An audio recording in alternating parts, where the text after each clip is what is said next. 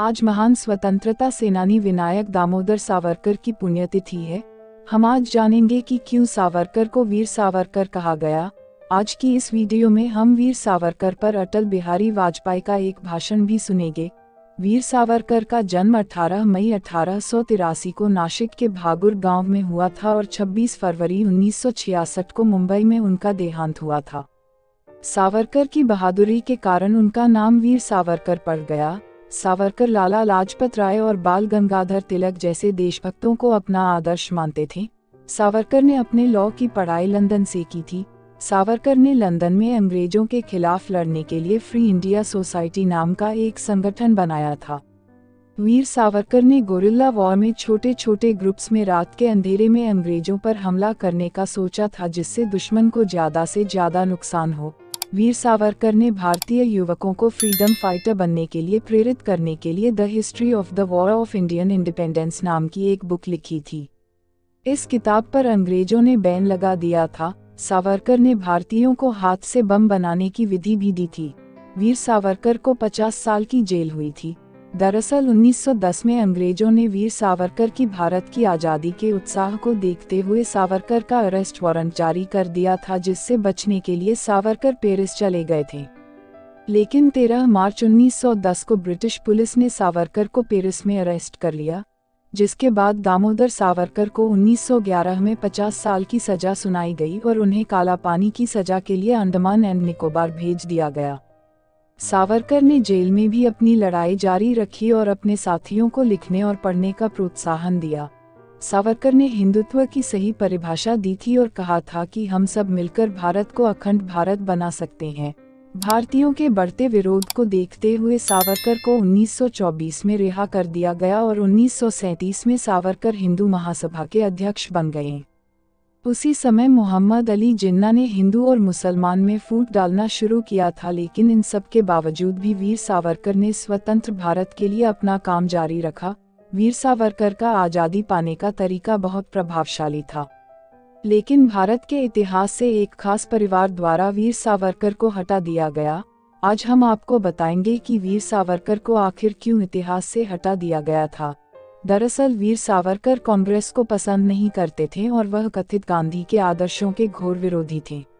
उन्होंने भारत छोड़ो आंदोलन का भी विरोध किया था और बाद में उन्होंने कांग्रेस के भारत विभाजन का भी विरोध किया था। सावरकर ने कहा था कि कांग्रेस अंग्रेजों की बी टीम है। तो अब आप सब समझ ही गए होंगे कि किसने और क्यों सावरकर को भारत के इतिहास से गायब कर दिया और किसे सावरकर के विचारों से खतरा था। चलिए अब वीर सावरकर पर अटल बिहारी वाजपेयी का भाषण सुनते हैं, पर उससे पहले आप इस वीडियो को लाइक कर दें और चैनल को सब्सक्राइब कर दें। सावरकर माने तेज, सावरकर माने त्याग, सावरकर माने तप, सावरकर माने तत्व, सावरकर माने तर्क, सावरकर माने तारुण्य, सावरकर माने तीर, सावरकर माने तलवार, सावरकर माने तिलमिलाहट, सागरा प्राण तड़मड़ला, तलमड़ाती हुई आत्मा,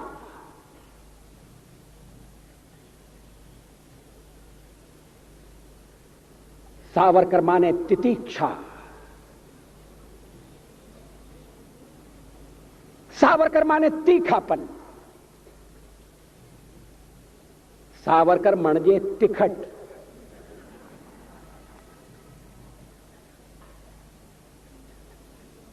कैसा बहुरंगी व्यक्तित्व।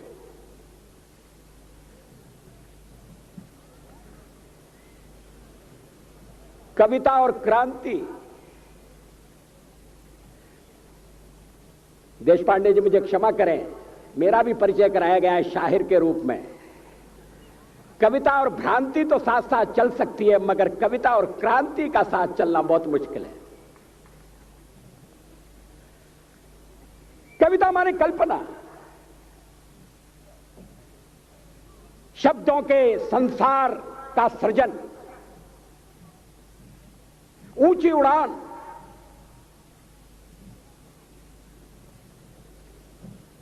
और कभी कभी ऊंची उड़ान में अगर धरातल से पांव उठ जाए, वास्तविकता से नाता टूट जाए, तो कभी कोई शिकायत नहीं होगी। उसके आलोचक भी इस बात के लिए उसकी टीका नहीं करेंगे। मगर सावरकर जी का कवि ऊंची से ऊंची उड़ान भरता था। सावरकर में ऊंचाई भी थी और गहराई भी थी।